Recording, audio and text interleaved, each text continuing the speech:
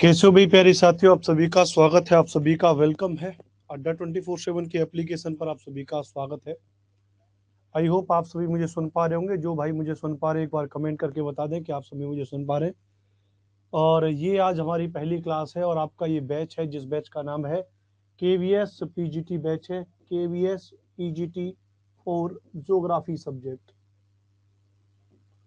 तो KVS PGT batch है for geography, जिसकी जो टाइमिंग है वो टाइमिंग है आपकी 5 बजे से 6:30 बजे तक। 1.5 घंटे प्रतिदिन हमारी क्लास चलेगी। आज हमारी क्लास फर्स्ट है तो हम कुछ कुछ लोग बात करेंगे आपस में, कुछ आपके डाउट्स लेंगे, कुछ अपनी बातें बताएंगे और फिर हम क्लास को करेंगे। फर्स्ट ऑफ ऑल, आप जहाँ जिस एप्लीकेशन पर पढ़ रहे हैं हमारे पास यहाँ पर वीडियो कॉलिंग का ऑप्शन होता है। तो आप सभी अपने अपने वीडियो कॉल अर्थात जिनको हम कहते हैं कि आप सभी अपने कैमरे ऑन कर सकते हैं। आप सभी अपना कैमरा ओपन करके रखें और वहीं पर आप हमसे ऑडियो के फॉर्मेट में आप अपने डाउट पूछ सकते हैं। ये आज आपका पहला बात हुई। दूसरी बात, हम आज से क्लास को स्टार्ट कर रहे हैं और दूसरी महत्वपूर्ण बात क्या है? दूसरी महत्वपूर्ण बात यह है कि अब सीधे पॉइंट पर आए। केवीएस के पॉइंट की अगर बात करें यहाँ पर, जो बिल्कुल दूसरा डायरेक्ट पॉइंट है, और वो डायरेक्ट पॉइंट क्या है भैया? केवीएस में पीजीटी। थोड़ी सी मैं अपने बात करूंगा, इसमें थोड़ी सी तुलना करूंगा 2018 से और 2023 से। पेपर कब होगा? 2023 में होगा। कॉपी पेंसिल निकाल के रखना। आपको आपके डाउट ये है सर पीडीएफ कहाँ मिलेगा? आपको पीडीएफ यहीं पर एप्लीकेशन पर दे दिया जाएगा। लेकिन फिर भी मैं आपसे उम्मीद करूंगा कि आप अपने हैंड रिटन नोट्स जरूर बनाएं। जो भी मैं आपको पढ़ा रहा हूं आप उसके हैंड रिटन नोट्स बनाएंगे तो ज्यादा बढ़िया होगा, ये आपके लिए ठीक रहेगा। अगर मैं बात करूं आपके 2018 के पेपर को लेके चलूं और 2023 वाले पेपर को लेके चलूं, तो जो 2018 का पेपर था उस पेपर में जो ट्रेडिशनल ज्योग्राफी आती है वो पूछा गया। यानी जो क्रमिक रूप से भूगोल पढ़ते हैं, जो क्रमिक भूगोल है, उससे प्रश्न आपके सभी के सभी प्रश्न पूछे गए 2018 वाले प्रश्न पेपर में। लेकिन इस बार जो मामला रहा है, इस बार मामला क्या है? इस बार आपको पता है सिलेबस चेंज हुआ है। क्या हुआ भैया? सिलेबस चेंज हो गया। और जब इस बार सिलेबस चेंज हो गया तो उन्होंने बिल्कुल कौन सा कंटेंट रख दिया? बिल्कुल एनसीईआरटी वाला कंटेंट रख दिया। क्या रख दिया? बिल्कुल एनसीईआरटी वाला कंटेंट रख दिया। लेकिन भाई जब एनसीईआरटी वाला बिल्कुल कंटेंट रख दिया तो ये तो आप भी जानते होंगे साथियों कि केवल एनसीईआरटी पढ़ के पीजीटी का पेपर पास करना बिल्कुल ही इम्पॉसिबल है। ये जी हाँ, ये बिल्कुल इम्पॉसिबल है कि केवल आप पीजीटी का पेपर एनसीईआरटी पढ़ के पास कर दें। ये बिल्कुल असत्य है। आप भी इस बात की गहराई को समझ रहे होंगे। लेकिन अब जब आयोग ने सिलेबस चेंज किया है तो उसने भी कुछ ना कुछ इस पर दिमाग लगाया होगा। तो आप इस बात को समझ रहे हैं कि जो एनसीईआरटी है वो एनसीईआरटी बहुत बेसिक चीज है। क्या है? बहुत बेसिक बुक है। बेसिक बुक का मतलब उसमें क ख ग से लेते हुए दो बच्चे आपस में बात कर रहे होंगे, रीना ने टीना से कहा, टीना ने रीना से कहा, श्याम ने ये कहा, इस तरीके से उसमें वो बात पढ़ाई गई है। अर्थात आप यहाँ पर एनसीईआरटी में क्या कर सकते हैं? अपने कॉन्सेप्ट क्लियर कर सकते हैं। बेसिक कॉन्सेप्ट, क्या आप अपने बेसिक कॉन्सेप्ट क्लियर कर सकते हैं? ताकि जब आप बेसिक कॉन्सेप्ट आपके क्लियर हो जाएंगे तो आप वहां से क्या डेवलप कर पाओगे? आप अपनी एक अंडरस्टैंडिंग डेवलप कर पाओगे। और जब आप अपनी अंडरस्टैंडिंग डेवलप कर पाओगे तो उसके बाद फिर आपको पढ़नी पड़ेगी टेक्स्ट बुक, आपको पढ़ना पड़ेगा डीप कंटेंट। और जब आप डीप कंटेंट जो मैं आपको पढ़ाऊंगा, तो जो डीप कंटेंट है और जो टेक्स्ट बुक है, जब इतना सब कुछ आप पढ़ लोगे फिर इसी को हम कह देते हैं भैया क्या? टॉपिक टॉपिक की डीप अंडरस्टैंडिंग। टॉपिक की डीप अंडरस्टैंडिंग यानी आप केवल एनसीईआरटी पढ़ के अंडरस्टैंडिंग डेवलप नहीं कर सकते। अंडरस्टैंडिंग डेवलप करने के लिए आपको एनसीईआरटी को अपना बेस बनाना पड़ेगा। और जब आप एनसीईआरटी को अपना बेस बना लोगे फिर आपको यहाँ पर टेक्स्ट पढ़ना पड़ेगा। टेक्स्ट बुक का अर्थ है कि मार्केट में विभिन्न किताबें मौजूद हैं, आपको उन किताबों को पढ़ के काम करना होगा। तो ये तो बात आपके लिए रवैया समझने की कोशिश करिएगा, ठीक है? तो अब हम आज से अपने टॉपिक की शुरुआत करेंगे। ये आपकी बातें रहीं। आगे निकट भविष्य में आने वाले डाउट पीडीएफ आपको एक दिन के बाद पढ़ा करके पीडीएफ आपके पास एप्लीकेशन पर पहुंच जाएगा। जहां पर आप वीडियो देख रहे हो उस वीडियो में ही वहीं पर आपको आपका पीडीएफ नोट्स मिल जाएगा। लेकिन मैं फिर भी आपसे उम्मीद करूंगा, क्योंकि आप पीजीटी लेवल की तैयारी कर रहे हैं, पीजीटी को बोलते हैं वही पोस्ट ग्रेजुएट टीचर, प्रवक्ता है, इंटर कॉलेज में जाकर के पढ़ाओगे तो आपकी डीप अंडरस्टैंडिंग होगी। और डीप अंडरस्टैंडिंग आपकी तब डेवलप होगी जब आप खुद से हैंड रिटन नोट्स बनाओगे, अपने खुद से अपने नोट्स बनाओगे, खुद से अपने नोट्स बनाओगे। जब खुद से अपने नोट्स आप बनाओगे भैया, बनाओगे तो क्या होगा भैया, जब खुद से नोट्स बनाओगे तो आपको पता है कि आपने कैसा कैसा लिखा है, कैसा कैसा आपने क्या किया है।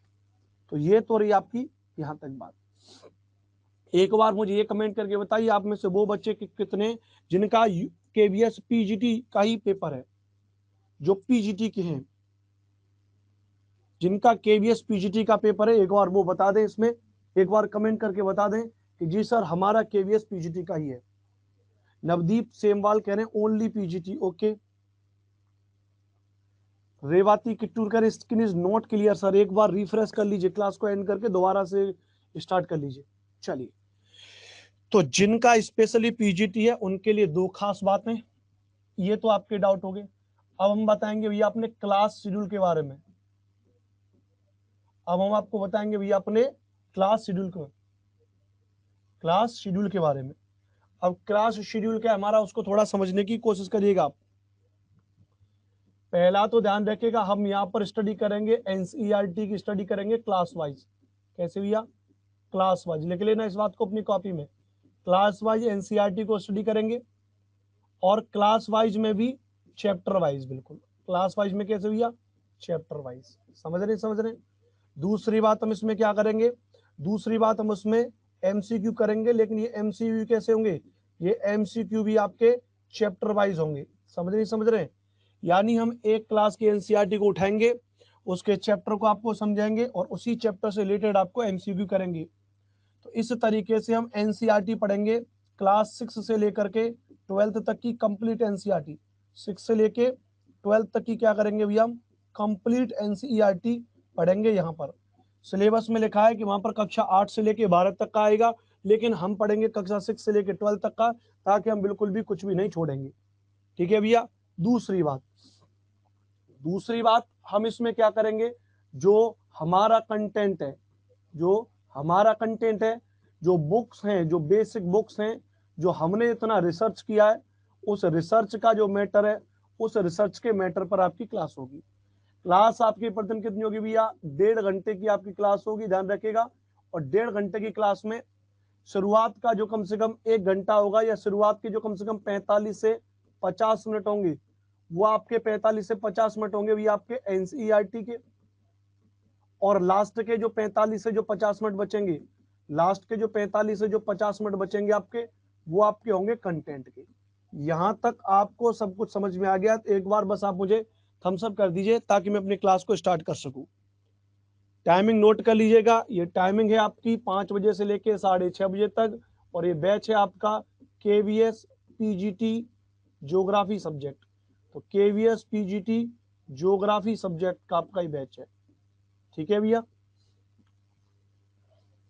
चलिए, क्लियर है, एक बात थम्स अप कर दिए सारे भाई।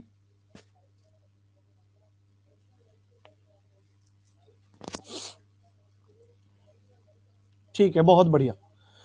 तो देखिए, मैं आपके लिए खास चीज लेकर के आया हूं, और वो खास चीज क्या है, अब इसमें मुझे एक बात बता दो कि आप में से ऐसे कौन से भाई हैं जिनके पास एनसीईआरटी की किताब अवेलेबल है 6 से लेके 12th तक की। 6 से लेके 12th तक की एनसीईआरटी आपके पास है या नहीं है, ध्यान रखिएगा।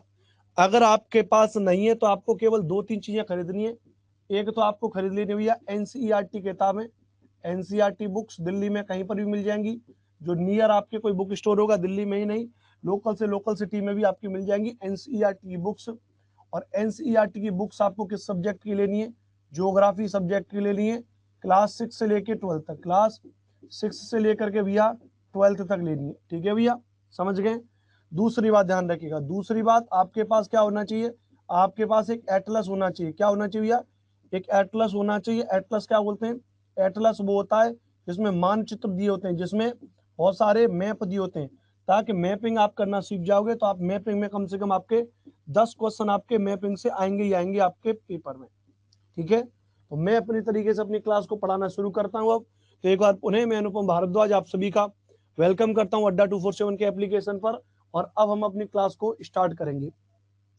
क्लास को स्टार्ट कर चुके हैं और हम आपको बता दें, यहाँ पर सबसे पहले समझने की कोशिश करिएगा। आपके लिए यहाँ पर एक होमवर्क और वर्क दोनों से चलेंगे। मेरे पास में जो है, मेरे पास में भी एनसीईआरटी की किताब है। ये मेरे पास जो आप देख रहे हैं, ये नई एनसीईआरटी की किताब है, क्लास 6 की, ये नई एनसीईआरटी है। ये जो मेरे पास ऊपर आप देख रहे हैं, ये पुरानी एनसीईआरटी किताब है। यानी आप जानते हैं कि जो एनसीईआरटी की किताब है, एनसीईआरटी की बुक्स वो दो हैं, एक तो है ओल्ड एनसीईआरटी, एक है न्यू एनसीईआरटी। आजकल जो बुक स्टोर में मिल रही है वो मिल रही है न्यू एनसीईआरटी। ओल्ड एनसीईआरटी आपको फोटो स्टेट के रूप में मिलेगी। क्या फोटो स्टेट के रूप में मिलेगी? वो भी कहां पर भैया? दिल्ली मुखर्जी नगर में। दिल्ली मुखर्जी नगर में आपको क्या मिलेगी भैया? तो दिल्ली मुखर्जी नगर में आपको फोटो स्टेट के रूप में मिलेगी क्या भैया? Old NCERT. लेकिन इनका कंटेंट मैं आपको पढ़ा दूंगा, आपको चिंतित होने की जरूरत नहीं है। अब हम जिसके बारे में बात करेंगे वो हम किसके बारे में बात करेंगे? शुरुआत करेंगे आज से आपकी क्लास 6 की एनसीईआरटी शुरुआत है। और क्लास 6 की एनसीईआरटी में अगर मैं आपसे बात करूंगा तो क्लास 6 की एनसीईआरटी में ध्यान रखिएगा, मैं ऐसे ही पढ़ाऊंगा। एनसीईआरटी आप समझिएगा, मैंने आपसे कहा ना एकदम बेहतर तरीके से। तो क्लास 6 की जो एनसीईआरटी भैया, अगर इसमें बात करेंगे तो इसमें पहला चैप्टर है सौर मंडल में पृथ्वी। पहला चैप्टर क्या है? पहला चैप्टर है सौर मंडल में पृथ्वी। दूसरा चैप्टर है ग्लोब। दूसरा चैप्टर क्या है? ग्लोब, अक्षांश एवं देशांतर। ग्लोब, अक्षांश एवं देशांतर, लैटिट्यूड एंड लॉन्गिट्यूड। इंग्लिश में भी लिख दूंगा, कोई दिक्कत नहीं, लैटिट्यूड एंड लॉन्गिट्यूड। तीसरा क्या है? तीसरा है हमारा पृथ्वी की गतियां, मोशन ऑफ द अर्थ। पृथ्वी की गतियां, motion of the earth, motion of the earth, पृथ्वी की गतियां। चौथा हो जाएगा मानचित्र। चौथा क्या हो जाएगा? चौथा हो जाएगा मानचित्र यानी मैपिंग। पांचवा आपका हो जाएगा पृथ्वी के प्रमुख परिमंडल। पृथ्वी के प्रमुख परिमंडल, पृथ्वी के प्रमुख परिमंडल। छठवां चैप्टर हो जाएगा पृथ्वी के प्रमुख स्थल रूप। पृथ्वी के प्रमुख स्थल रूप, जो लैंड फॉर्म्स हैं, स्थल रूप, पृथ्वी के प्रमुख स्थल रूप। हमारा देश भारत, हमारा देश भारत, और भारत की जलवायु, वनस्पति तथा वन्य प्राणी। भारत, जलवायु, वनस्पति, वन्य प्राणी, वन्य प्राणी। ये आपके क्लास 6 के चैप्टर हैं भैया, सारे के सारे। ये आपके किसके चैप्टर हैं? क्लास 6 के चैप्टर हैं। ओल्ड एनसीईआरटी में अगर मैं बात करूंगा तो ओल्ड एनसीईआरटी में क्या दे रखा था? इसी क्लास 6 की ओल्ड एनसीईआरटी में अगर मैं बात करूं, किसकी बात करूं? अगर मैं इसमें क्लास 6 में इसमें बात करूं ओल्ड एनसीईआरटी को, जो ओल्ड एनसीईआरटी है, उस ओल्ड एनसीईआरटी में क्या दे रखा है? तो ओल्ड एनसीईआरटी में जो दे रखा है, ध्यान रखिएगा, उसकी अगर बात करेंगे तो यहाँ पर दे रखा है पृथ्वी हमारा ग्रह, यही दे रखा है। पहला है भैया पृथ्वी हमारा ग्रह। क्या? पृथ्वी हमारा ग्रह, पृथ्वी हमारा ग्रह। पृथ्वी हमारे ग्रह के अंतर्गत इन्होंने सौर मंडल में पृथ्वी, ग्लोब मानचित्र, तो कहा गया ग्लोब मानचित्र, पृथ्वी की गतियां, कहा है पृथ्वी की गतियां? पृथ्वी की गतियां, अक्षांश देशांतर, पृथ्वी के परिमंडल, कहा है पृथ्वी के परिमंडल। ये चारों चैप्टर, ये चारों की चारों यूनिट किसके अंतर्गत है? इसी नाम से दे रखी है ओल्ड एनसीईआरटी में। तो मतलब कोई दिक्कत वाली बात नहीं है। लेकिन दूसरा चैप्टर है अफ्रीका महाद्वीप। क्या? अफ्रीका महाद्वीप। तीसरा है दक्षिण अमेरिका महाद्वीप, दक्षिण अमेरिका महाद्वीप। चौथा है ऑस्ट्रेलिया। चौथा क्या हो जाएगा? ऑस्ट्रेलिया। और पांचवा क्या हो जाएगा? अंटार्कटिका। अंटार्कटिका। अर्थात अब आप समझ गए होंगे कि कंटेंट को लेकर के अगर बात करेंगे तो कंटेंट को लेके जब बात करेंगे तो कंटेंट सबसे ज्यादा कहाँ पे सही हो जाएगा, तो कंटेंट सबसे ज्यादा होगा वो दिया आपके ओल्ड एनसीईआरटी में, आपका सबसे ज्यादा कंटेंट दे रखा है। क्या भैया, ओल्ड एनसीईआरटी में आपका सबसे ज्यादा कंटेंट दे रखा है। तो आप इसको क्या करोगे, ये जो चैप्टर हैं बहुत बेसिक चैप्टर हैं, आप इनको खुद से पढ़ोगे। क्या भैया, आप इनको खुद से पढ़ोगे। अब ये कहोगे ये क्या बवाल कर दिया सरकार, जब खुद से ही पढ़ना था तो फिर आपका कोर्स क्यों ले रहे थे। अरे भैया, ये आप इसको खुद से पढ़ोगे तो मैं क्या करूंगा, आपको इसको समझाऊंगा। मैं क्या करूंगा, आपको इसको समझाऊंगा एकदम बेहतर तरीके से, और इस पर क्या कराऊंगा, एमसीक्यू कराऊंगा। Is that clear. तो ये तो एनसीईआरटी का आज से आपका टारगेट हो गया। कल आप पहला चैप्टर पढ़ के आएंगे सौर मंडल में पृथ्वी, दूसरा चैप्टर पढ़ के आएंगे ग्लोब पर अक्षांश एवं देशांतर। ठीक है, यहां तो कोई दिक्कत नहीं भैया, इस बात को ध्यान रखिएगा। Tell chapter in English also. हाँ तो भैया सौर मंडल में पृथ्वी, यानी इसको हम क्या बोल रहे हैं, solar system, solar system, earth in solar system, earth in solar system. Globe अच्छा से देशांतर, तो globe latitude and longitude, latitude and longitude basic है। पृथ्वी की गतियां, मोशन ऑफ द अर्थ, और बाकी लिखा हुआ है। पृथ्वी हमारा ग्रह, our planet earth, okay, and Africa, South America, Australia and Antarctica. Is that clear. चलिए, तो अब ये तो आपका एनसीईआरटी का कंटेंट हो गया, क्लास 6 के एनसीईआरटी का टारगेट हो गया। हम इस टारगेट को बना रहे हैं अगले नेक्स्ट 1 वीक का, अगले एक हफ्ते का टारगेट है हमारा, नेक्स्ट 1 वीक का टारगेट है कि हमको ये एनसीईआरटी के सारे चैप्टर फिनिश करने हैं और हम इन पे क्वेश्चंस हम कराएंगे। परेशान होने की जरूरत नहीं है, आपको केवल बेसिक पढ़ना है। जैसे मेरे पास क्लास 6 की एनसीईआरटी है, और क्लास 6 की एनसीईआरटी जब मेरे पास है तो जब मैं इसका पहला चैप्टर देख रहा हूं, पहला चैप्टर दे रखा है सौर मंडल में पृथ्वी, तो बस सौर मंडल में पृथ्वी, सूर्यास्त के बाद आकाश को देखना कितना अच्छा लगता है वगैरह वगैरह, हिंदी और इंग्लिश में बिल्कुल सेम होता है। ठीक है, तो आप इसको देखेगा। अब हम आएंगे अपने कंटेंट पर, जो एक्स्ट्रा कंटेंट जो मैं आपको पढ़ाऊंगा, जिसके लिए आपने इस पेड बैच को ज्वाइन किया है।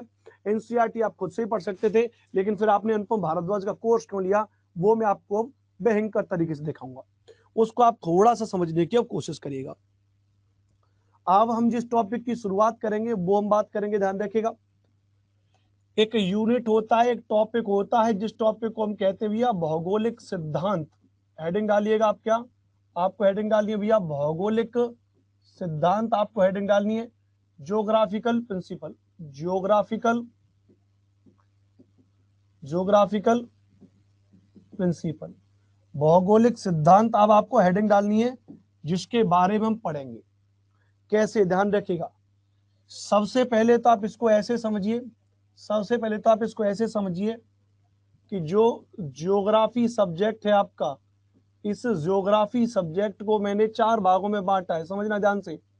या अगर मैं ये कह दूं तो इस ज्योग्राफी सब्जेक्ट को मैंने 2 भागों में ही बांटा है। पहला भाग है जिसको हम कहते हैं इंडियन ज्योग्राफी, समझना ध्यान से, जिसको हम क्या कहते हैं, जिसको हम कहते हैं भारत का भूगोल। क्या कह रहे हैं भैया, भारत का भूगोल। दूसरा इसको हम बांटते हैं फिजिकल ज्योग्राफी। क्या बांटते हैं भैया, फिजिकल ज्योग्राफी, यानी फिजिकल ज्योग्राफी यानी इसको हिंदी में कहते हैं भौतिक भूगोल। क्या कहते हैं, भौतिक भूगोल। इंडियन ज्योग्राफी अपने आप में खुद में है, लेकिन जो फिजिकल ज्योग्राफी है, लेटर इसको हमने 4 भागों में बांटा है। पहला इसको बांटा है हमने जियोमॉर्फोलॉजी, जियोमॉर्फोलॉजी यानी इसको हम कहते हैं भू आकृतिक विज्ञान। क्या कहते हैं भैया, भू आकृतिक विज्ञान कहते हैं। दूसरा इसको हम क्या कहते हैं, दूसरा बांटते हैं इसमें ओशनोग्राफी, ओशनोग्राफी यानी इसको हम कहते हैं समुद्र विज्ञान या महासागर विज्ञान। तीसरा हम इसमें बांटते हैं क्लाइमेटोलॉजी, क्लाइमेटोलॉजी यानी इसको हम कहते हैं भैया जलवायु विज्ञान। क्या कहते हैं, जलवायु विज्ञान। चौथा हम इसको बांटते हैं भैया एस्ट्रोनॉमी, एस्ट्रोनॉमी या इसको हम बांटते हैं कॉस्मोलॉजी भी कहते हैं। क्या कहते हैं, कॉस्मोलॉजी भी कहते हैं। एस्ट्रोनॉमी को हिंदी में कहते हैं खगोल की, क्या भैया, खगोल की। कॉस्मोलॉजी को बोलते हैं ब्रह्मांड विज्ञान। क्या बोलते हैं भैया, ब्रह्मांड विज्ञान, क्या? ब्रह्मांड विज्ञान। तो बेसिकली अगर हम बात करें तो ये ज्योग्राफी की दो शाखाएं हैं। पहली शाखा है इंडियन ज्योग्राफी, दूसरी शाखा है भौतिक भूगोल या physical geography. Is that clear? अब इसमें अगर हम बात करें यहाँ पर तो समझने की कोशिश करिएगा कि बीच में कुछ और ज्योग्राफी की शाखाएं, जैसे ज्योग्राफी की एक शाखा, इसको हम कहते हैं ह्यूमन ज्योग्राफी। क्या कहते हैं? ह्यूमन ज्योग्राफी, यानी इसको हम कहते हैं मानव भूगोल। एक होता भी है जिसको हम कहते हैं एग्रीकल्चर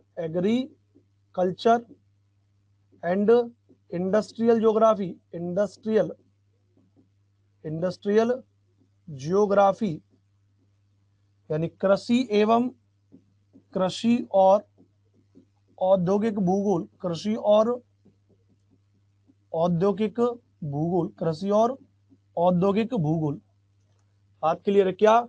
कृषि और औद्योगिक भूगोल। समझ रहे हैं? एक दूसरा इसका सेगमेंट क्या निकलता है, जिसको हम कहते हैं थिंकर्स। क्या कहते हैं?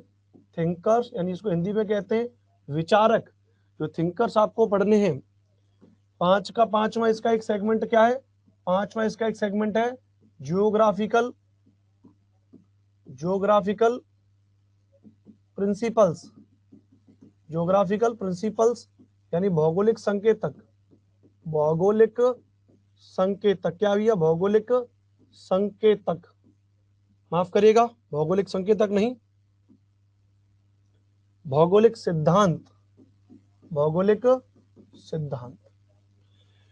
प्यारे साथियों, अगर मैं ज्योग्राफी अगर आपको केवीएस के लिए पढ़ा रहा हूं और पीजीटी के लिए, तो कम से कम आपको इतना पढ़ने की बेहद आवश्यकता है, जिसमें आपको इंडियन ज्योग्राफी को पढ़ने की अपना एक अलग जरूरत है, वो आपको हर हालत में आपको अलग से पढ़ना पड़ेगा। दूसरी बात अगर मैं आपको बताऊं,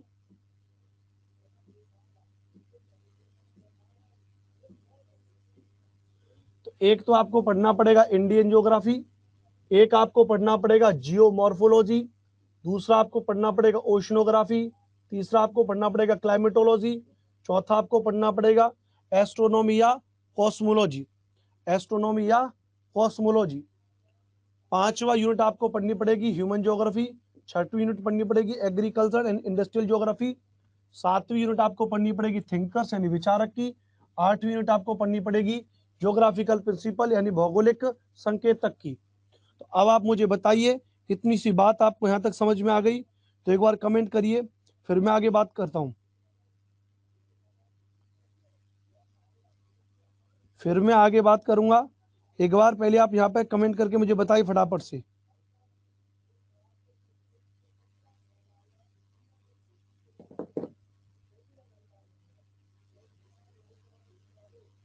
चलिए, तो ये आपका मैटर है, ये चीजें आप समझ चुके हैं, अपनी कॉपी पर उतार लीजिएगा। हम अब समझिए ध्यान से, जब आप सामान्य भूगोल को पढ़ते हैं तो आप इन यूनिट्स को पढ़ते हैं प्यारे साथियों, लेकिन एक टॉपिक है आपका ज्योग्राफिकल प्रिंसिपल, भौगोलिक सिद्धांत। इस टॉपिक का मतलब है कि भूगोल में भूगोल वेत्ताओं ने भूगोल वेत्ताओं ने जो सिद्धांत दिए उन्हें पढ़ना है, उन्हें पढ़ना है। तो भूगोल में भूगोल वेत्ताओं ने जो सिद्धांत दिए उन्हें पढ़ना है, यानी इन ज्योग्राफी मैनी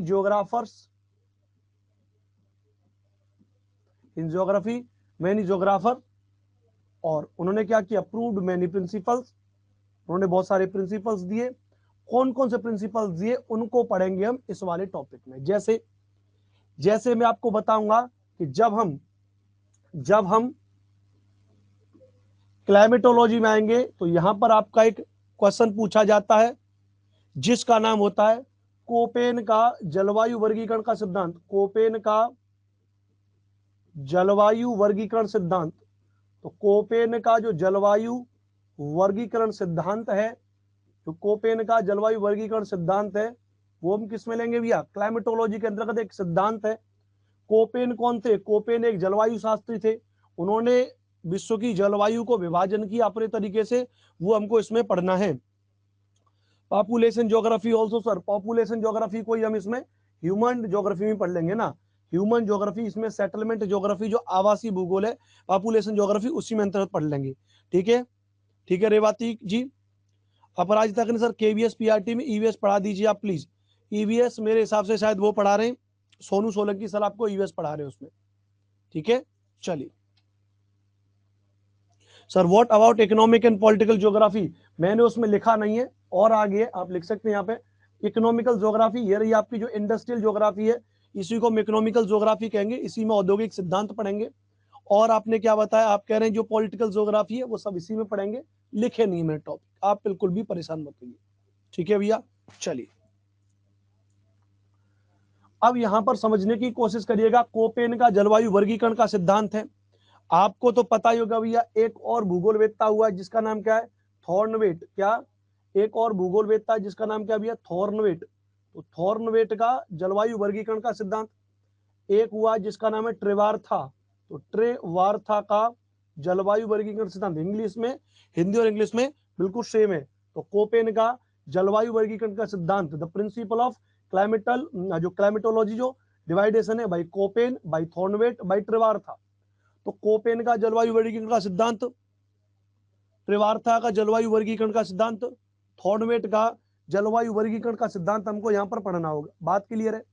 दूसरी बात ध्यान रखिएगा, दूसरी बात जब हम समुद्र विज्ञान पर आएंगे तो समुद्र विज्ञान में दो पढ़ने होते हैं हमको। क्या, समुद्र विज्ञान में जब हम समुद्र विज्ञान की बात करेंगे, जब हम ओशनोग्राफी की बात करेंगे, ओशनोग्राफी, तो ओशनोग्राफी में समुद्र में दो चीजें पाई जाती हैं। समुद्र में क्या पाया जाता है भैया, समुद्र में दो चीजें हैं। एक तो समुद्र में जिसको लेके नियम दिए वो तो एक तो प्रवाल भित्ति, प्रवाल भित्ति के सिद्धांत, प्रवाल भित्ति के सिद्धांत, principle of coral reef, principle of coral reef, प्रवाल भित्ति के सिद्धांत। दूसरे सिद्धांत हैं जिनको हम कहते हैं भैया क्या, ज्वार भाटा के सिद्धांत, ज्वार भाटा के सिद्धांत, principle related to tide and ebb, tide को बोलते हैं ज्वार and E double B ebb को बोलते हैं भाटा। तो ज्वार भाटा से रिलेटेड सिद्धांत समझने की कोशिश करिएगा। जैसे ज्वार भाटा की उत्पत्ति से सिद्धांत में कई सिद्धांत हैं, जैसे इसके अंतर्गत एक सिद्धांत हम पढ़ेंगे न्यूटन का संतुलन सिद्धांत, न्यूटन का संतुलन सिद्धांत, कांस्टेंट थ्योरी ऑफ न्यूटन या इक्विलिब्रियम थ्योरी ऑफ न्यूटन, तो न्यूटन का संतुलन सिद्धांत। दूसरा इसमें पढ़ेंगे प्रगामी तरंग सिद्धांत, जो विलियम होवेल का, क्या, प्रगामी, सक्सेसिव वेव्स बोलते हैं, प्रगामी तरंग सिद्धांत। प्रगामी तरंग सिद्धांत किसका है, प्रगामी तरंग सिद्धांत विलियम होवेल का, विलियम होवेल, तो विलियम होवेल का प्रगामी तरंग सिद्धांत हम इसमें पढ़ेंगे। तीसरा हैरिस का अप्रगामी तरंग सिद्धांत, हैरिस का एक प्रगामी तरंग सिद्धांत के अपोजिट में, उसके विरोध में हैरिस महोदय ने अपना सिद्धांत दिया जिसको अप्रगामी तरंग सिद्धांत कहेंगे। क्या कहेंगे, अप्रगामी तरंग सिद्धांत कहेंगे। और इसको दिया किसने, हैरिस महोदय ने दिया। किसने दिया, हैरिस महोदय ने दिया। चौथा इसमें पढ़ेंगे लाप्लास का गतिकी सिद्धांत। क्या, लाप्लास, लाप्लास भी कौन है, एक ज्योग्राफर हुए, भूगोलवेत्ता हुए। तो लाप्लास का और गतिकीय सिद्धांत, गतिकीय सिद्धांत, मोशनल थ्योरी इन्होंने दी, गतिकीय सिद्धांत, लाप्लास का गतिकीय सिद्धांत।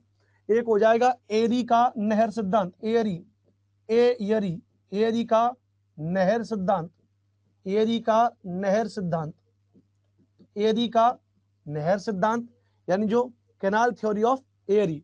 तो ये क्या है, सारे के सारे सिद्धांत वो सिद्धांत हैं जो ज्वार भाटा की उत्पत्ति से संबंधित है। किससे संबंधित है भैया, ये सभी के सभी सिद्धांत ज्वार भाटा की उत्पत्ति से संबंधित हैं।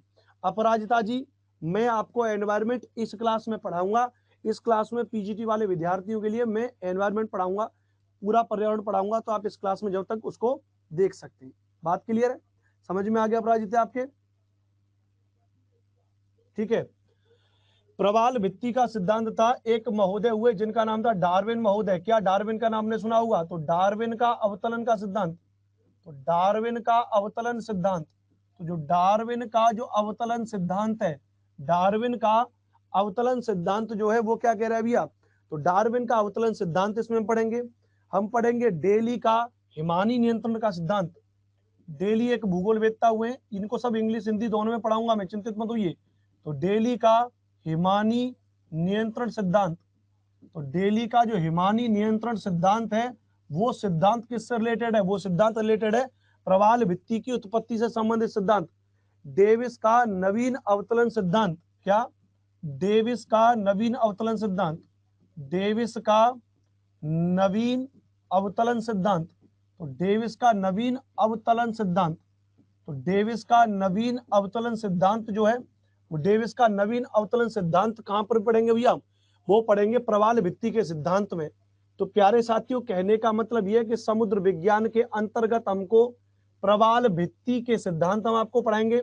हम आपको पढ़ाएंगे ज्वार भाटा के सिद्धांत आपको पढ़ाएंगे, जिसमें न्यूटन का संतुलन सिद्धांत, जिसमें प्रगामी तरंग सिद्धांत विलियम व्हेल का, जिसमें अप्रगामी तरंग सिद्धांत हैरिस का, जिसमें लाप्लास का गतिकी सिद्धांत, जिसमें एरी का नहर सिद्धांत, और जिसमें अगर बात करेंगे तो डार्विन का अवतरण सिद्धांत, डेली का हिमानी नियंत्रण सिद्धांत, डेविस का नवीन अवतरण सिद्धांत। जब इन सिद्धांतों को आपको कराऊंगा तो हिंदी और इंग्लिश दोनों में समझाऊंगा, आप बिल्कुल भी परेशान मत होइएगा।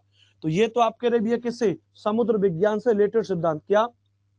समुद्र विज्ञान से रिलेटेड सिद्धांत। ऐसे ही समुद्र विज्ञान से रिलेटेड सिद्धांत हो गए, और ऐसे ही जलवायु विज्ञान से संबंधित में कोपेन, थॉर्नवोट, ट्रेवार था। जब हम भू आकृतिक विज्ञान में आएंगे तो भू आकृतिक विज्ञान में हम इसमें पर्वतों की उत्पत्ति से, इसमें क्या पढ़ते हैं भू आकृतिक विज्ञान में? इसमें हम पढ़ते हैं पर्वतों की उत्पत्ति से संबंधित सिद्धांत। पर्वतों की उत्पत्ति से संबंधित सिद्धांत, संबंधित सिद्धांत। तो पर्वतों की उत्पत्ति से जो संबंधित सिद्धांत हैं वो सिद्धांत हम किसमें पढ़ते हैं? वो सिद्धांत हम पढ़ते हैं भूआकृतिक विज्ञान में, यानी जियोमॉर्फोलॉजी में। किसमें? जियोमॉर्फोलॉजी, जिसमें तापीय संकुचन, भूसन्नति सिद्धांत, संवहन तरंग सिद्धांत, महाद्वीपीय विस्थापन सिद्धांत, सागर नितल प्रसरण सिद्धांत। उसके बाद में फिर मानव भूगोल में सिद्धांत पढ़ेंगे हम, यहाँ पर ध्यान रखिएगा। और उसके बाद फिर हम कृषि भूगोल में, उसके बाद फिर हम यहाँ पर औद्योगिक भूगोल में, उसके बाद फिर हम आर्थिक भूगोल में, उसके बाद फिर हम आर्थिक भूगोल जो इकोनॉमिक ज्योग्राफी अपनी आर्थिक भूगोल और उससे जुड़े हुए सिद्धांत। तो कहने का मतलब यह है कि एक बड़ा सिलेबस है, और इस बड़े सिलेबस में आप मेरे अनुभव के साथ पढ़िए, जैसा मैं आपको पढ़ा रहा हूँ उस तरीके से पढ़िए। आप अपने दोस्तों को भी रिकमेंड करें कि ये जो बैच है ये अड्डा की ऐप पर चल रहा है। अड्डा 247 की हमारी एप्लीकेशन है, अड्डा 247 ऐप पर पढ़ रहा है, चल रहा है। और इसको, इस बैच को ज्वाइन करने के लिए मैं एक डिस्काउंट कूपन कोड आपको बता दे रहा हूँ, Y425। आपने जब ये कोर्स परचेस किया होगा तब आपने एक डिस्काउंट कूपन कोड लगाया होगा, तो अब आप वहां पर एक डिस्काउंट कूपन कोड अपने दोस्तों को कहिएगा कि वो लगाएं, और वो डिस्काउंट कूपन कोड क्या है? Y425। और मेरा नाम आप बखूबी पहचान गए होंगे अब तक। तो मेरा नाम है अनुपम भारद्वाज, और मैं शानदार तरीके से आपको पढ़ाऊंगा। बीते गत 8 से 10 वर्षों से लगातार मैं भूगोल पढ़ा रहा हूं, तो आप मेरे अनुभव का फायदा लीजिए और तरीके से आप मेरे साथ में पढ़िए। तो अब तक कहने का मतलब ये कि ज्यादातर लोगों के लिए भूगोल का अर्थ होता है कि सब भारत का भूगोल और विश्व का भूगोल, लेकिन अब आप हमारे साथ पढ़ रहे हैं कि भारत का भूगोल, इंडियन ज्योग्राफी, भौतिक भूगोल, फिजिकल ज्योग्राफी, जिसके अंतर्गत जियोमॉर्फोलॉजी, ओशनोग्राफी, क्लाइमेटोलॉजी, एस्ट्रोनॉमी और कॉस्मोलॉजी। बात क्लियर है? Human geography, agriculture, industrial geography, economical geography, political, mapping, जो जो अलग अलग सेक्शन है सब इसमें आपको कराएंगे। एक बायो ज्योग्राफी भी होती है, वो भी कराएंगे। तो ये तो अलग इनकी थ्योरी है, भारत के भूगोल की अलग थ्योरी है। एक ज्योग्राफिकल प्रिंसिपल्स होते हैं, भौगोलिक सिद्धांत होते हैं। तो भौगोलिक सिद्धांत में, भूगोल में बहुत सारे भूगोलवेत्ता ऐसे हुए, बहुत सारे ज्योग्राफर्स ऐसे हुए जिन्होंने अपने अपने सिद्धांत दिए। उन सिद्धांतों में अगर मैं आपसे बात करूंगा तो जलवायु विज्ञान में कोपेन का जलवायु वर्गीकरण सिद्धांत, थॉर्नवेट का, त्रिवार्था का। बात क्लियर है? उसके बाद मैंने आपको बताया, उसके बाद मैंने आपको समुद्र विज्ञान में प्रवाल भित्ति में डार्विन का सिद्धांत, डेली का सिद्धांत, डेविस का सिद्धांत। ज्वार भाटा में न्यूटन का संतुलन सिद्धांत, विलियम व्हेल का प्रगामी तरंग सिद्धांत, हैरिस का अप्रगामी तरंग सिद्धांत, लाप्लास का गतिकी सिद्धांत, एरी का नहर सिद्धांत। इनके बारे में आपको यहाँ पर पूरा क्लियर आपको दिखाएंगे। ठीक है, चलिए। इसके अलावा भूआकृति विज्ञान में पर्वतों की उत्पत्ति से संबंधित सिद्धांत, ऐसी मानव भूगोल में हम यहाँ पर पढ़ेंगे। बात क्लियर है? बताइए। चलिए, तो अब कुल मिलाकर के इनके बारे में पढ़ेंगे। अच्छा, दूसरा हम किसके बारे में पढ़ेंगे भैया? दूसरा में इसमें ये तो आपको समझ में आ गया होगा, भारत का भूगोल आपको समझ में आ गया। एक बार थम्स अप कर दिए सारे लोग, क्लियर है यहां तक। जियोमॉर्फोलॉजी, ओशनोग्राफी, क्लाइमेटोलॉजी, एस्ट्रोनॉमी समझ में आ गया होगा। यहाँ कर आपको ज्योग्राफिकल प्रिंसिपल आपको समझ में आ गया होगा। उससे पहले आपको एनसीईआरटी वाला मेटा समझ में आ होगा, हम कैसे कैसे पढ़ेंगे। उसके बाद फिर एक बचा थिंकर्स या विचारक। क्या? थिंकर्स या विचारक। तो हम पढ़ेंगे, ध्यान रखिएगा, थिंकर्स या विचारक के बारे में पढ़ेंगे। किसके बारे में पढ़ेंगे? हम पढ़ेंगे थिंकर्स या विचारक के बारे में। तो जो पूरा थिंकर्स और जो विचारक है उसको भी हमने बिल्कुल अलग तरीके से डिवाइड कर दिया है। विचारक का मतलब है कि जब भूगोल में कोई विचार आया, किसी ने कोई थॉट दिया, किसी थिंकर्स ने कोई बात कही, तो उनके बारे में हम यहाँ पर पूरा का तरीके से उसको यहाँ पर समझेंगे। तो उसको भी मैं आपको थोड़ा सा ब्रीफ कर दे रहा हूँ यहाँ पर मैं, क्योंकि हम पढ़ेंगे तो अलग से ही, जिसके अंतर्गत फिर हम यहाँ पर पढ़ेंगे भौगोलिक विचारधारा, विचारधारा या ज्योग्राफिकल थिंकर्स जो हुए उनके बारे में। तो इस भौगोलिक विचारधारा को मैंने 4 भागों में बांटा है। भूगोल में जहां से विचार शुरू हुए, जहां पर बहुत सारे भूगोलवेत्ताओं ने कुछ अपने अपने सिद्धांत दिए, अपनी बातें कहीं, शुरुआत से लेके वर्तमान तक, तो इसको मैंने 4 भागों में बांटा है भौगोलिक विचारधारा को। पहली विचारधारा, जिस विचारधारा को हम कहते हैं चिर सम्मत काल। क्या कहते हैं? चिर सम्मत काल। पहली विचारधारा कौन सी है? पहली विचारधारा है चिर सम्मत काल। दूसरी विचारधारा है जिसका नाम है अंधकार युग। क्या नाम है भैया? अंधकार युग। तीसरी जो विचारधारा है, इस तीसरी विचारधारा यानी पहली विचारधारा चिर सम्मत काल, अंधकार युग, फिर पुनर्जागरण काल और आधुनिक भूगोल। पुनर्जागरण काल, पुनर्जागरण काल, रेनेसा पीरियड, पुनर्जागरण काल, और फिर आधुनिक समय, वर्तमान समय, आधुनिक आधुनिक समय या वर्तमान समय। इन समय को हमने बांट रखा है। इन समय के अंतर्गत जो विद्वान हुए, जो दार्शनिक हुए, जो फिलोसफर हुए, बहुत सारे फिलोसफर के बारे में पढ़ेंगे, और उन फिलोसफर्स ने यहाँ पर अपनी अपनी बातें कही। जैसे चिर सम्मत काल का जो समय है वो लगभग, ध्यान रखिएगा, 500 बीसी से 300 एडी का समय। कौन सा? 500 बीसी से 300 एडी का जो समय, वो चिर सम्मत काल का समय। और इस चिर सम्मत काल में एक तो यूनानी और एक रोमन विद्वान हुए। कौन से? एक तो यूनानी थिंकर्स हुए यहाँ पर, एक रोमन दार्शनिक के बारे में पढ़ना है, रोमन दार्शनिक के बारे में। तो जो रोमन दार्शनिक हुए, जो यूनानी दार्शनिक हुए, उनके बारे में पढ़ना है। अंधकार युग में यूरोपियंस और अरब भूगोलवेत्ताओं के बारे में पढ़ना है। यूरोपियंस यूरोपियंस और अरब भूगोलवेत्ता, यूरोपियंस और अरब भूगोलवेत्ता या अरब दार्शनिक या अरब चिंतक, कुछ भी आप नाम दे सकते हैं। समझ नहीं समझ रहे? पुनर्जागरण काल में जिसको हमने क्या कहा? पुनर्जागरण काल में जिसको हम खोजों का युग कहते हैं, खोजों का युग, खोजों का युग। बात क्लियर है? आधुनिक समय में यहाँ पर ब्रिटेन के दार्शनिक, ब्रिटेन भूगोलवेत्ता, ब्रिटेन भूगोलवेत्ता, जर्मन भूगोलवेत्ता, जर्मन भूगोलवेत्ता, अमेरिकन अमेरिकन भूगोलवेत्ता, क्या?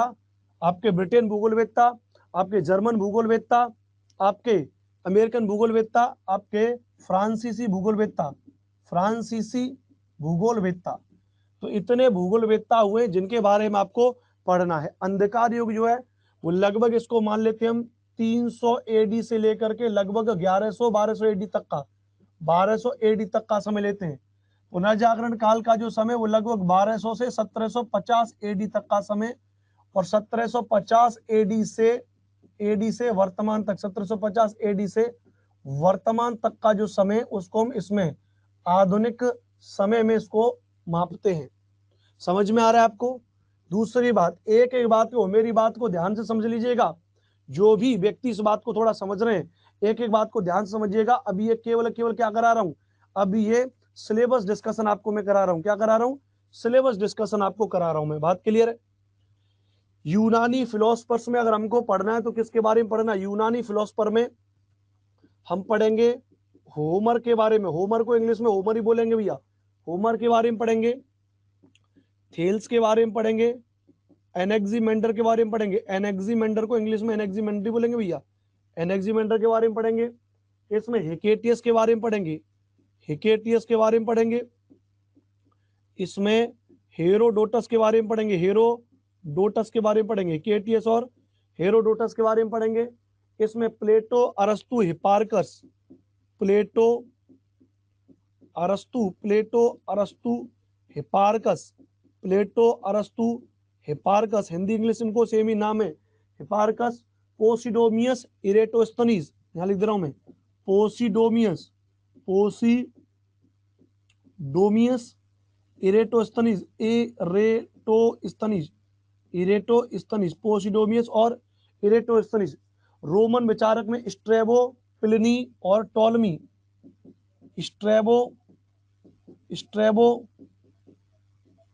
Pliny, Ptolemy, Strabo, Pliny, Ptolemy, Pomponius Mela, Pomponius Mela, Pomponius Mela. मैंने आपसे कहा था ना कि जब मैं आपको पेड बैच में पढ़ा रहा हूँ, आपको पता है ये क्लास पेड बैच चल रही है अभी, हालांकि इसके कुछ डेमो मैं यूट्यूब पर डलवा दूंगा, जो यूट्यूब वाले बच्चे चाहेंगे देख लेंगे, लेकिन यहाँ पे कोई मतलब नहीं है, सीधा मैं कंटेंट पढ़ाऊंगा बड़ा शानदार तरीके से, एकदम आप ध्यान से इसको पढ़िएगा, ठीक है, समझ रहे हैं। चलिए दूसरा, जब हम यूरोपियंस में आएंगे भैया, किसके बारे में आएंगे, जब हम पूरी तरीके से उधर आ जाएंगे, यूरोपियंस वगैरह में आ जाएंगे, तो वहां पर भी बेहतर तरीके से एकदम से चीजों को पढ़ने वाले हैं। समझ में आ रहा है कि नहीं आ रहा है?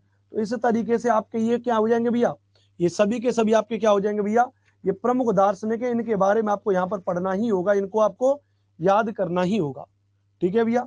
चलिए दूसरी बात, अंधकार युग के अंतर्गत ध्यान रखेगा, यहां पर यूरोपियंस में कुछ खास हुए नहीं, क्योंकि अंधकार युग था। भूगोल में इसको खोजों का युग नहीं कहते, मतलब खोजों का युग बाद में आएगा। इसमें क्या है कि जो इन ज्योग्राफी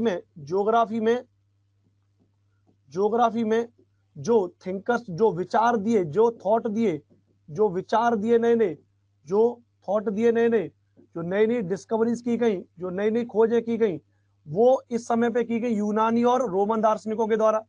लेकिन भूगोल में एक ऐसा समय आया जिस समय को हम कहते हैं डार्क एज, अंधकार युग। क्या कहते हैं इसको हम कहते हैं डार्क एज, अंधकार युग कहते हैं। इस समय पे यूरोपियंस दार्शनिक हुए। यूरोप में क्या हुआ, इस समय जो चर्च है, जहां लोग वहां पूजा कर रहे हैं, जो चर्च के जो प्रीस्ट हैं, जो वहां के पादरी टाइप के, जो पुरोहित टाइप के, वो धार्मिक रूप से रूढ़िवादिता फैला रहे हैं, धार्मिक रूप से आडंबर है, ऑर्थोडॉक्स, रिलीजियस रेडिकुलस बहुत ज्यादा है, धार्मिक कट्टरता बहुत ज्यादा है। जो बात चर्च के पादरी ने कह दी, वही बात वहां के लिए सारा का सारा नियम कानून था। देयर इज नो, वहां पर कोई भी तार्किक बात नहीं है, there is no scientific reason, कोई भी वैज्ञानिक तर्कवाद है ही नहीं। जो चर्च के पादरी ने कह दिया वही बात आपको हर हालत में माननी पड़ेगी। तो यहाँ पर कुछ खास हुआ नहीं, कोई यहाँ पर विशेष लोग हुए नहीं। इनमें एक दो लोग का नाम आए, जिसमें अगर बात करेंगे लक्टानिस फरमानस। कौन भैया, लक्टानिस एक व्यक्ति हुआ है, फरमानस, फरमानस, लक्टानिस फरमानस, हिंदी इंग्लिश में एक ही लिख लेना। इसमें इसीडोर और केसोडोप्रस, इसीडोर एक हुआ, इसीडोर, इसीडोर हुआ है, एक हुआ भैया केसोडोप्रस, केसोडोप्रस, केसोडोप्रस। और ये कोई दार्शनिक नहीं हुए, ये सभी के सभी चर्च के पादरी थे, चर्च से संबंधित व्यक्ति थे, जिन्होंने अपने अपने तरीके से खोजों को किया, अपनी अपनी तरीके से वहां पर लोगों को रख दिया। बात क्लियर है? चलिए, लेकिन जो अरब के जो भूगोलवेत्ता हुए, अरब के बहुत सारे भूगोलवेत्ता हुए महान, जिनमें अल बल्खी का नाम आता है, अल मकदसी, इसमें एक नाम आता है अल बल्खी। कौन, अल बल्खी लिख लीजिएगा, हिंदी इंग्लिश एक है, एक है भैया अल मकदसी, अल मकदेशी, कौन सा भैया, अल मकदसी, तो अल बल्खी, अल मकदसी। तीसरा इसके अंदर आएगा, ध्यान रखिए, खुर्दाद, खुर्दाद बेह, कौन भैया, खुर्दाद बेह, कौन, खुर्दाद बेह, कौन सा है भैया, तीसरा है भैया, ध्यान रखिएगा इसमें कौन सा, खुर्दाद बेह आया, इसमें ध्यान रखिएगा। चौथे की अगर बात करेंगे, इसमें चौथा कौन सा है, चौथा इसमें आ गया अल मसूदी, कौन सा भैया, चौथा इसमें अब लिखिएगा अल मसूदी, अल मसूदी, कौन सा, अल मसूदी। पांचवा इसमें खुर्दाद बेह हो गया, अल मसूदी, रमूहर मूजी और इब्न हक्कल, रमूहर मूजी, रमूहर मूजी, रमूहर मूजी और इब्न हक्कल, इब्न हक्कल, ये अरब दार्शनिक हैं, जिन अरब दार्शनिकों ने क्या किया भैया, इन अरब दार्शनिकों ने और जो है बहुत सारी बातें वहां पर कही, इन्होंने बहुत सारी बातें वहां पर लिखी। बात क्लियर है? रमू हरमुजी इब्न अक्कल, ठीक है। अल बलाखी लिख लीजिएगा, इसमें एक और नाम हुआ है अल बलाखी, मैं यहां लिख दे रहा हूं इसमें अल बलाखी, अल बलाखी, इनके बारे में पढ़ाऊंगा मैं आपको। अल बलाखी हुए एक भूगोलवेत्ता, अल बलाखी, अल मानून, अल खलीफा, अल मानून, अल मानून, अल खलीफा, अल खलीफा, अल मानून, अल खलीफा, और यहां पर ये सारे के सारे हो जाएंगे जिन्होंने इतने सारे इशारे दिए। ये सभी के सभी कौन हुए? ये सभी के सभी अरब भूगोलवेत्ता हुए। इन अरब भूगोलवेत्ताओं के बारे में आपको पढ़ना ही होगा, इस बात को ध्यान रखिएगा। बात क्लियर है? समझ में आ गया कि नहीं आ गया बताओ? ठीक है, ठीक है। पुनर्जागरण काल में जिसमें खोजों का युग कहा गया, डिस्कवरीज एरा इसको कहा गया, या इसको रेनेसा पीरियड कहा गया। रेनेसा पीरियड में जब दुनिया में जो चर्च के पादरी थे, उनकी जब जो रिलीजियस रेडिकुलस जो धार्मिक कट्टरतावाद था वो खत्म हुआ, वो समाप्त हुआ।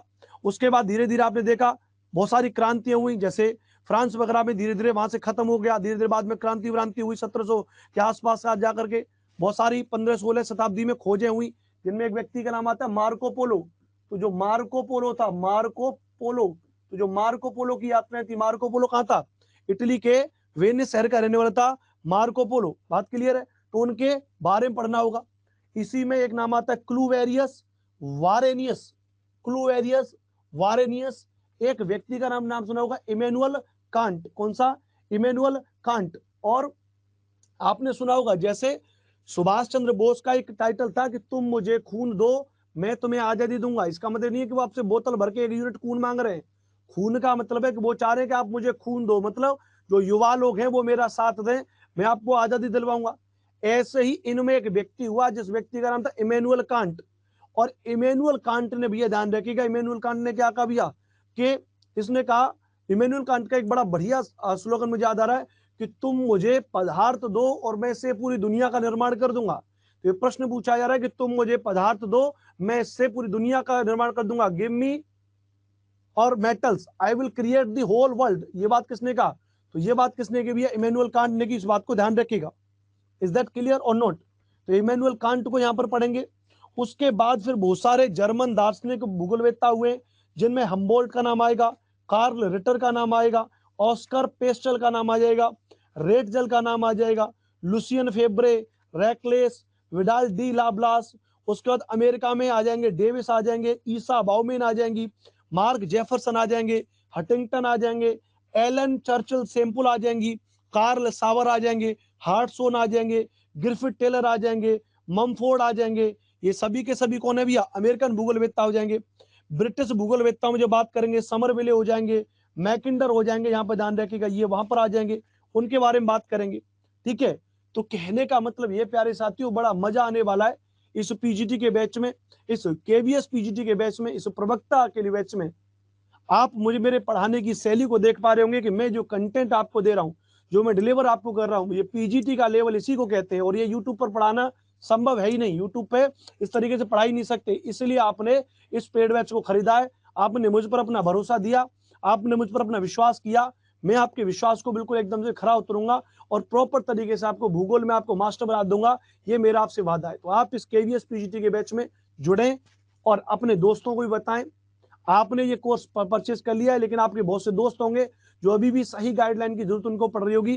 तो मेरा आपसे निवेदन है कि आप भैया उनको बताएं कि आप अनुपम भारद्वाज सर का कोर्स खरीदें, और वहां पर एक्स्ट्रा डिस्काउंट के लिए कोड होता है, जिस कोड का नाम है Y425। इतना आप मेरे लिए काम कर दें, मैं आपके लिए पूरा काम करूंगा। चलिए, तो ये बात आपको समझ में आ गई। आप यहाँ पर ज्योग्राफी का पूरा सिद्धांत आप यहाँ पर पढ़ चुके हैं, पूरी चीजें आप यहाँ पर समझ चुके हैं। समझ में आ रहा है कि नहीं? एक एक चीजें। अब आज हमने जो टारगेट क्या बनाया था, हमने टारगेट बनाया था कि हम एनसीईआरटी को भी पढ़ेंगे, एनसीईआरटी के चैप्टर वाइज पढ़ेंगे। एनसीईआरटी के कुल कितने चैप्टर हैं? तो एनसीईआरटी के कुल 8 चैप्टर तो नई वाली एनसीईआरटी में, ओल्ड एनसीईआरटी में 4 चीजें और एक्स्ट्रा हैं। हम जो आपको क्वेश्चन कराएंगे वो ओल्ड और न्यू दोनों एनसीईआरटी के मैं आपको क्वेश्चंस कराऊंगा, आप उसको घर से पढ़ करके आएंगे। ठीक है भैया?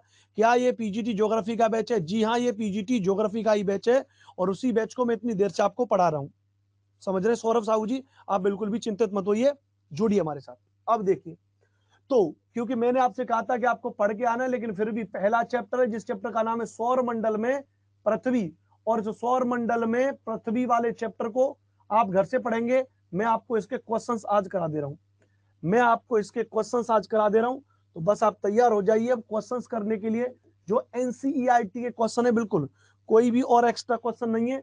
These are all questions related to NCERT class 6 chapter wise questions. ये सभी के सभी कैसे हो जाएंगे, ये सभी के सभी चैप्टर वाइज क्वेश्चंस हो जाएंगे। तो आप बिल्कुल भी चिंतित ना हो, बिल्कुल भी परेशान ना हो। These are all questions from NCERT, NCERT से रिलेटेड क्वेश्चंस हैं और वहीं से हम चीजों को पढ़ेंगे।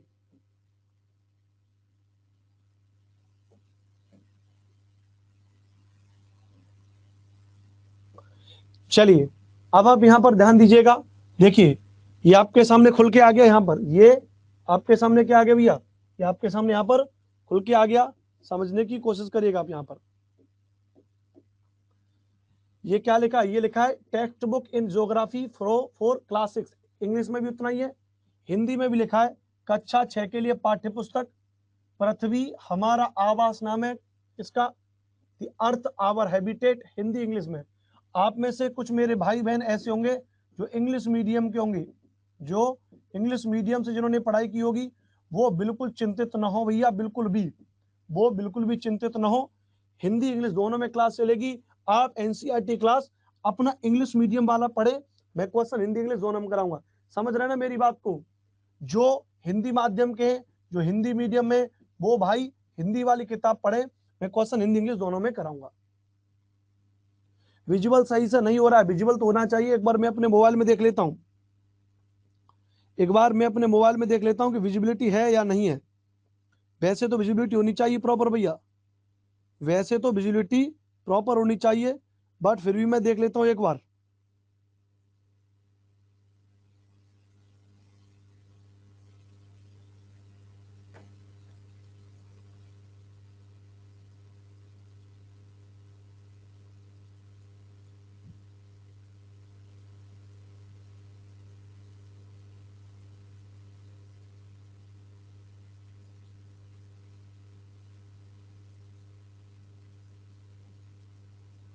ठीक है भैया, चलिए। तो देखिए बढ़िया विजिबिलिटी है मेरे में, तो मेरे में आप देख रहे हैं एकदम बढ़िया विजिबिलिटी है। लाइव क्लास ही मैं अपने मोबाइल में देख पा रहा हूँ।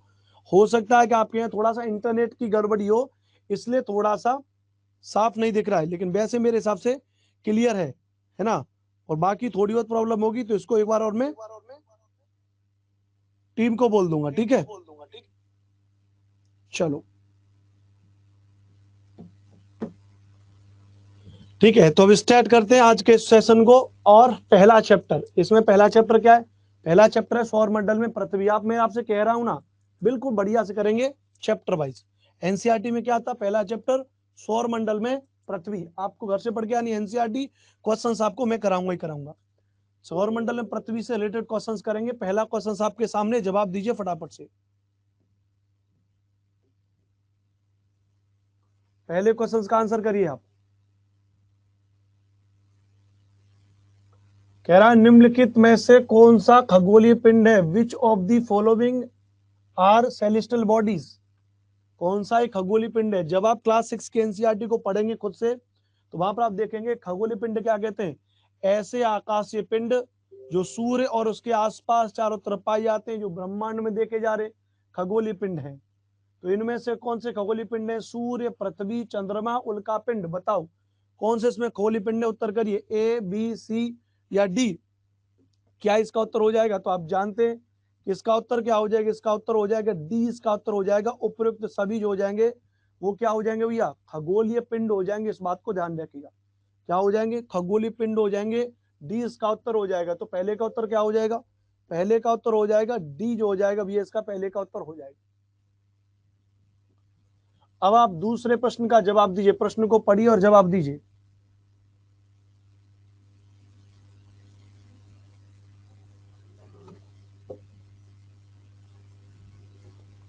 दूसरे प्रश्न का जवाब दीजिए जल्दी से। अब मैं थोड़ा सा आराम की मुद्रा में आ जाता हूं, आपको कोई दिक्कत तो नहीं होगी। मैं थोड़ा सा आराम की मुद्रा में आ जाऊं 5 मिनट के लिए, बताइए। हाँ जी, मैं थोड़ा सा कुर्सी पे बैठ लेता हूं। प्रश्न कह रहा है कि किन खगोलीय पिंडों को तारा कहते हैं? Which celestial bodies are called stars? किसको तारा कहते हैं?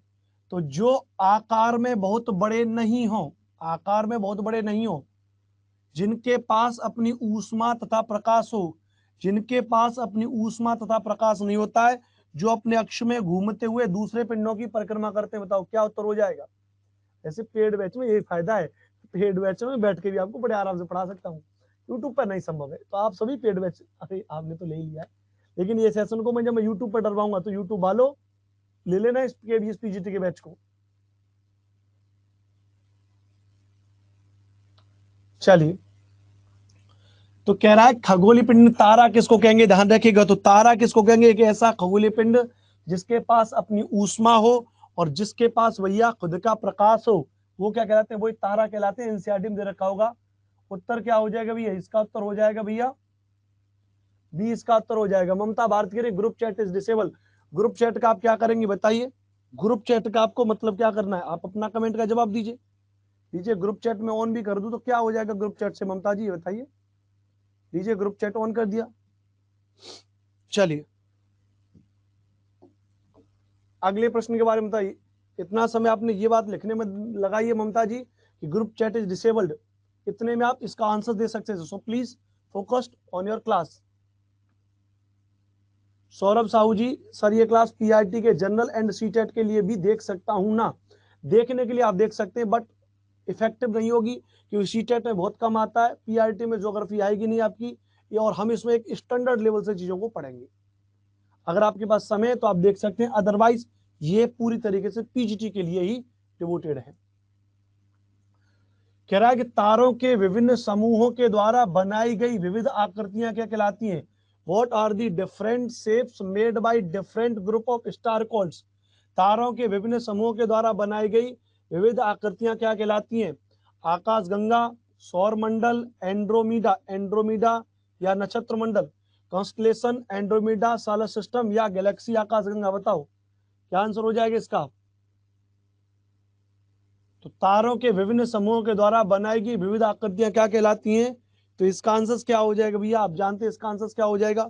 सो D is the right answer. Because अगर हम बात करेंगे different shapes made by different group of stars, stars के द्वारा बहुत सारी जो शेप्स बनाई जाती हैं उनको हम क्या कहते हैं?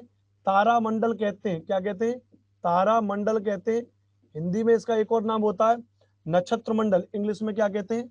कॉन्स्टिलेशन कहते हैं। क्या कहते हैं इनको इंग्लिश में? तो इंग्लिश में इनको हम क्या कहते हैं? कॉन्स्टिलेशन कहते हैं। अगले प्रश्न का जवाब दीजिए। Next question.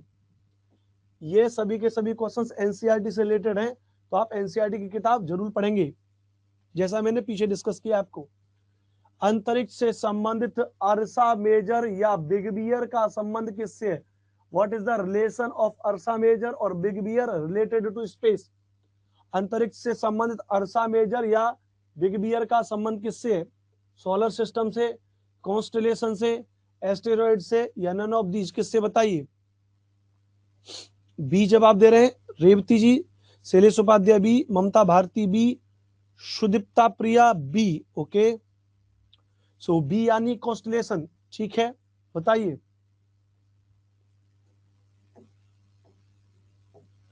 अगर इसके उत्तर की बात करेंगे तो the right option will be B, इसका सही आंसर हो जाएगा। दैट इज कॉन्स्टेलेशन, नक्षत्र मंडल या तारामंडल। उर्सा मेजर या बिग बियर क्या है? तो यह एक कॉन्स्टेलेशन है, यह एक तारामंडल है। क्या भैया? यह एक तारामंडल है। नेक्स्ट क्वेश्चन की बात करेंगे। नेक्स्ट क्वेश्चन क्या है बताइए? पांचवा question.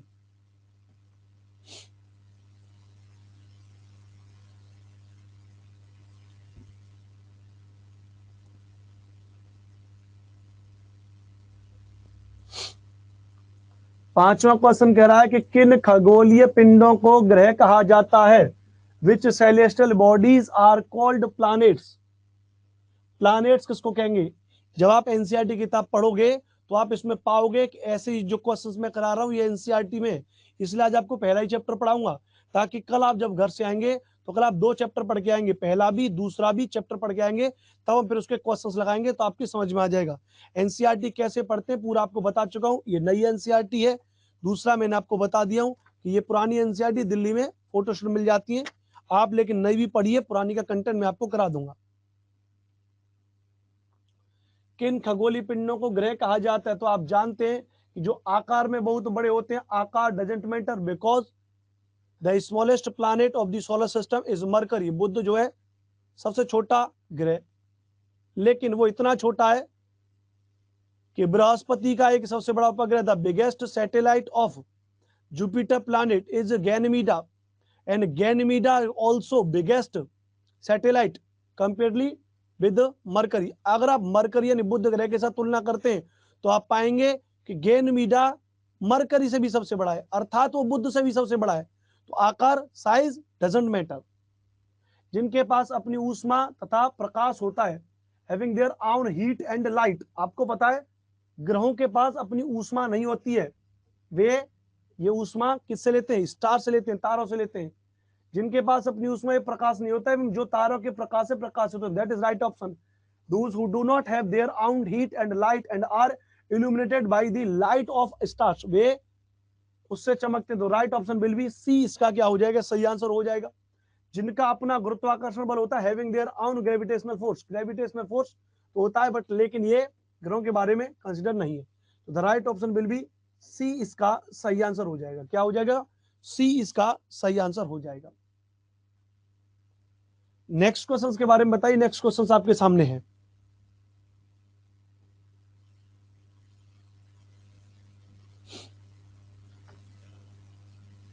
Consider the following statement, निम्नलिखित विचारों पर, कथनों पर विचार करिए। पृथ्वी एक ग्रह है तथा यह अपना संपूर्ण प्रकाश एवं ऊष्मा सूर्य से प्राप्त करती है। Earth is a planet and it gets all its light and heat from the sun. पृथ्वी एक ग्रह तथा यह अपना संपूर्ण प्रकाश एवं ऊष्मा सूर्य से प्राप्त करती है। सही बात है, राइट। अर्थ एक ग्रह है, प्लैनेट है, सूर्य से अपना प्रकाश प्राप्त करती है, राइट है। पृथ्वी सूर्य से दूरी के हिसाब से चौथा ग्रह एंड आकार में तीसरा ग्रह, ये ऑप्शन गलत है। बिकॉज अगर आकार में हम बात करेंगे तो आकार में पृथ्वी पांचवा सबसे बड़ा ग्रह, क्या? पांचवा, फिफ्थ। आकार में अगर बात करेंगे तो फिफ्थ, पांचवा सबसे बड़ा ग्रह। लेकिन अगर दूरी के अकॉर्डिंगली बात करेंगे सन से, अगर आप मान लेते ये सन है, सन से दूरी के अकॉर्डिंग बात करोगे तो मरकरी यानी बुध, वीनस यानी शुक्र, तो बुध शुक्र, पृथ्वी यानी अर्थ, मार्स यानी मंगल, जुपिटर यानी बृहस्पति, सैटर्न यानी शनि, और नेपच्यून सॉरी यूरेनस यानी अरुण, नेपच्यून यानी वरुण, और प्लूटो यानी यम ग्रह। तो 4, 5, 9 प्लैनेट्स, बट प्लूटो को क्या कर दिया? डॉर्फ प्लैनेट घोषित कर दिया है। तो अकॉर्डिंग टू, अगर इसमें आप आकार के हिसाब से देखेंगे और डिस्टेंस, तो according to distance earth is the third position. कौन सी पोजीशन है? थर्ड पोजीशन है। तो ये क्या कह रहा है कि अर्थ सूर्य से दूरी के हिसाब से चौथा ग्रह, ये रॉन्ग है। कौन सी पोजीशन है इसकी? तीसरी पोजीशन है। And according to size, size के अकॉर्डिंगली बात करेंगे तो अर्थ की पोजीशन क्या है? फिफ्थ। क्या पोजीशन है? फिफ्थ। तो सेकंड स्टेटमेंट इज रॉन्ग। तो उपयुक्त में से कौन सा कथन सत्य है? Which of the above statement is are true. तो कौन सा कथन सत्य है?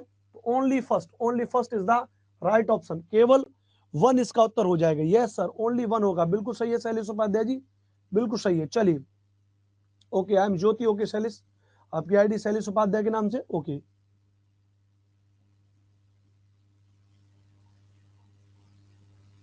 सबकी समझ में आ रहा है ना? प्लीज एक बात हम सब कर सकते हैं सभी। Yes, okay.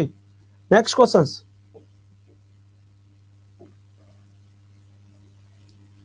नेक्स्ट क्वेश्चन के बारे में बताइए। 7वें क्वेश्चन के बारे में बताइए। सो अभी मैंने आपको पिछले क्वेश्चन में बताया था, select the correct order, planet on the basis of increasing distance from the sun. सूर्य से बढ़ती दूरी के आधार पर। तो जब हम सन से दूरी के आधार पर बात करेंगे तो पहले पड़ता है हमारा मरकरी, याद कर लीजिए मरकरी, इसको हिंदी में क्या कहते हैं? बुध ग्रह। दूसरा पड़ता है वीनस, वीनस इसको हम क्या कहते हैं? शुक्र ग्रह कहते हैं। तीसरा पड़ता है अर्थ, यानी इसको हम क्या कहते हैं? पृथ्वी कहते हैं। चौथा होता है मार्स, मार्स इसको हम क्या कहते हैं? मंगल कहते हैं। फिफ्थ हो जाता है जुपिटर, जिसको हम क्या बोलते हैं भैया? बृहस्पति बोलते हैं। छठवा हो जाता है सैटर्न, जिसको हम क्या बोलते हैं भैया, जिसको शनि बोलते हैं। सातवां हो जाता है यूरेनस, जिसको हम क्या बोलते हैं भैया, अरुण बोलते हैं। एंड आठवां क्या हो जाता है नेपच्यून, जिसको हम क्या बोलते हैं, वरुण बोलते हैं। एंड जो नौवां हो जाता है that is also known as Pluto. Pluto को बोलते क्या बोलते हैं, इसको यम ग्रह, यम या Pluto. But in 2006 IAU, international astronomical union, IAU declared Pluto as a dwarf planet. Pluto कैसा है, ड्वार्फ प्लैनेट होगा, अर्थात यह एक बोना ग्रह होगा। कैसा होगा भैया, यह एक बोना ग्रह होगा। बात समझ में आ रही कि नहीं आ रही? सो इसका आंसर क्या हो जाएगा, तो बुध शुक्र पृथ्वी मंगल बिल्कुल दिखाई दे रहा। ऑप्शन क्या हो जाएगा, डी इसका राइट आंसर। प्लीज आप ये ऑर्डर जो है, ये ऑर्डर जो है according to distance, according to sun distance के, सन से अकॉर्डिंग डिस्टेंस के अकॉर्डिंग बात करेंगे। तो आज प्लीज आप इस क्रम को, इस ऑर्डर को याद कर लीजिए। Mercury, Venus, Earth, Mars, Jupiter, Saturn, Uranus, Neptune and Pluto. सूर्य से बढ़ती हुई दूरी के आधार पर ग्रहों का क्रम चुनिए। ठीक है, चलिए आगे बात करेंगे। अगला प्रश्न की बात करेंगे, आठवें प्रश्न के बारे में बात करेंगे। आठवां प्रश्न बताइए, आठवां प्रश्न क्या कह रहा है?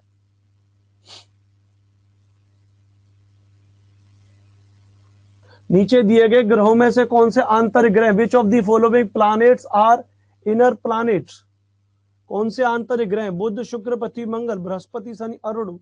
मैं आगे बढ़ गया। ध्यान रखिएगा, जब आप एनसीईआरटी के लिए पढ़ोगे तो आप देखोगे कि प्लैनेट्स का क्लासिफिकेशन कर रखा हुआ। एक होते भैया जिनको हम कहते हैं इनर प्लैनेट्स, क्या कहते हैं भैया, इनर प्लैनेट्स। एक होते भैया outer planets, outer planets. Inner planets वो होते हैं जो सन के पास हैं, जिनमें मरकरी, वीनस, अर्थ, मार्स चार आते हैं। जो उससे बाहर है जुपिटर, सैटर्न, यूरेनस, नेपच्यून, इनको आउटर प्लैनेट कहते हैं। याद कर लेना। क्या पूछ रहा है, इनर प्लैनेट। इनर प्लैनेट में mercury, Venus, Mars, Jupiter, not Jupiter नहीं आएगा बिकॉज जुपिटर आउटर प्लैनेट में आता है। तो एक दो तीन, तो the right option will be B. इसका उत्तर क्या हो जाएगा, सही हो जाएगा। बी इसका उत्तर क्या हो जाएगा, सही हो जाएगा। हलीमा खातून पूछ रहे हैं सर आपका क्लास कितने टाइम में होता है? ये क्लास आज से शुरू हुआ है, 5 बजे क्लास पर डे स्टार्ट हो जाएगी और ये क्लास चला करेगा 6:30 बजे। प्रतिदिन 1.5 घंटे की क्लास आपकी होगी भैया। आप सभी लोगों से मेरा निवेदन होगा कि आप सभी को यदि अच्छी लगी क्लास, आपने कोर्स खरीदा है तभी आप एप्लीकेशन पर पढ़ रहे हैं, तो आप अपने दोस्तों को रिकमेंड जरूर करें जो यूट्यूब पर अपना टाइम वेस्ट कर रहे हैं। आप उनको बताएं कि ये कोड है, कोड का नाम है Y425, इसका यूज करके इसको यूज करिए। एंड अड्डा 247 की एप्लीकेशन, जो अड्डा 247 की एप्लीकेशन है उसको डाउनलोड करें और वहां से पीजीटी, केवीएस पीजीटी के कोर्स को परचेज कर लें। Use code Y425। सही समय पर सही जगह पर आ जाए तो डिस्ट्रैक्शन नहीं होगा, वरना बाद में दिक्कत होगी। चलिए, तो अगर मैं देखूं कि इसमें कितने क्वेश्चंस हैं, तो मुझे लगता है इसमें इस वाले चैप्टर से बहुत सारे क्वेश्चंस हैं, लगभग 28 क्वेश्चंस है ना, बहुत सारे क्वेश्चन से रिलेटेड है। तो हम यही 8वें क्वेश्चन तक अपनी क्लास को आज समापन करेंगे। आज क्लास 10 मिनट पहले छोड़ दे रहा हूँ, 1.5 घंटे क्लास होगी, बट ये क्लास रोजाना 5 से 6:30 होगी। आप इस क्लास में रोजाना 5 बजे आ जाइएगा और हम इसमें कल से टॉपिक स्टार्ट करेंगे बहुत ही शानदार तरीके से। आप में से किसी को डाउट पूछना हो तो आप पूछ सकते हैं, कुछ भी आपको पूछना हो तो। और एक आपसे निवेदन है मेरा कि जब ये क्लास एंड होगी, अभी जब मैं इसको अपनी तरफ से एंड करूंगा, तो आपके पास एक फीडबैक फॉर्म आता है, फीडबैक फॉर्म, वहां फीडबैक जरूर देकर के जाइएगा कि सेशन आपको कैसा लगा। So please feedback. और मेरा नाम आप जानते हैं, अनुपम भारद्वाज। मैं आपका ज्योग्राफी का टीचर हूँ। रोजाना 5 से 6:30 बजे तक, 5 to 6:30, मंडे टू फ्राइडे आपके साथ हम जुड़ेंगे। आप सभी को मेरा नमस्कार सर। टीजीटी जो के लिए यही क्लास रहेगी क्या? नहीं, वनिता रानी जी, टीजीटी ज्योग्राफी की क्लास का टाइमिंग रहेगी 1 से 2। क्या 1 से 2 रहेगी टीजीटी ज्योग्राफी की क्लास? बिकॉज टीजीटी ज्योग्राफी बहुत छोटा सब्जेक्ट है, बहुत लिमिटेड सिलेबस उन्होंने दिया है। तो वो उसमें रहेगी। ठीक है, चलिए फिर स्टार्ट कर लेते हैं हम next. Thank you very much, अपना ध्यान रखिएगा, शुक्रिया।